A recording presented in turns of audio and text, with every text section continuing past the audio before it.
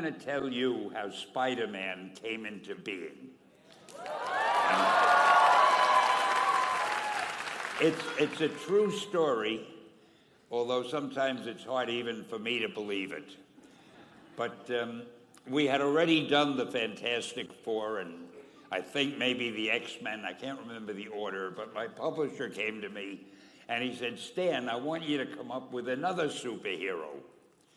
So I said, okay, went home, and when my publisher said do something, I'd better do it because I wanted to keep my job.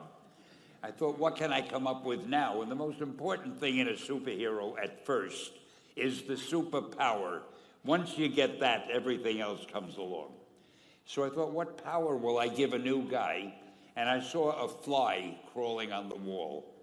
And I said, hey, if I could get a superhero that could stick to walls and crawl on them, man, that would be cool. And no, I'm lying to you.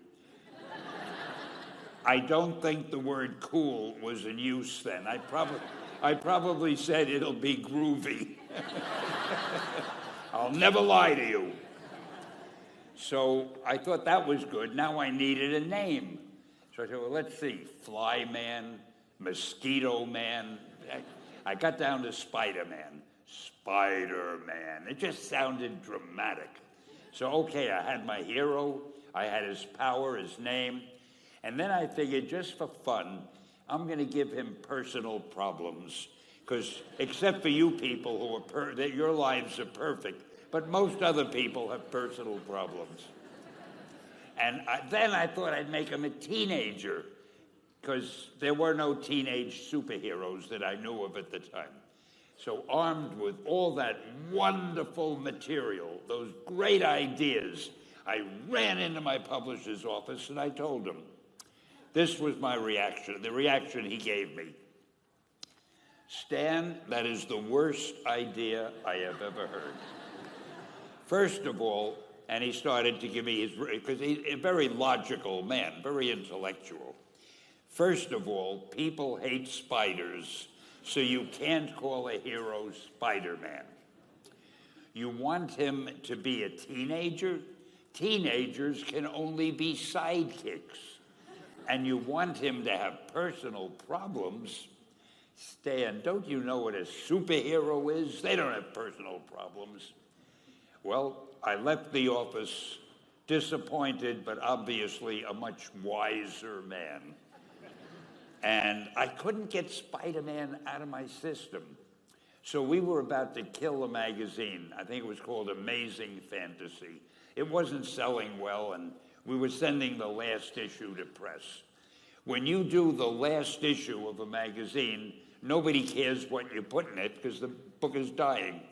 Just to get it out of my system, I put Spider-Man in Amazing Fantasy, featured him on the cover, forgot about it. A month later, all the sales figures came in. My publisher came racing into my office. Stan, you remember that character we both loved so much, Spider-Man? He said, let's do him as a series. Now, why am I telling you this? Besides the fact that I have to kill a little time. If you have an idea that you genuinely think is good, don't let some idiot talk you out of it.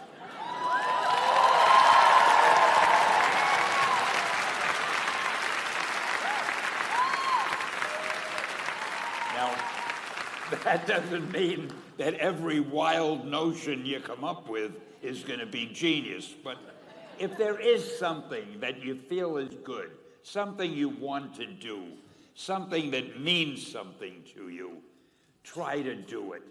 Because I think you can only do your best work if you're doing what you want to do, and if you're doing it the way you think it should be done. And if you can take pride in it after you've done it, no matter what it is, if you can look at it and say, I did that, and I think it's pretty damn good. That's a great feeling. So don't let idiots talk you out of something that you think is good.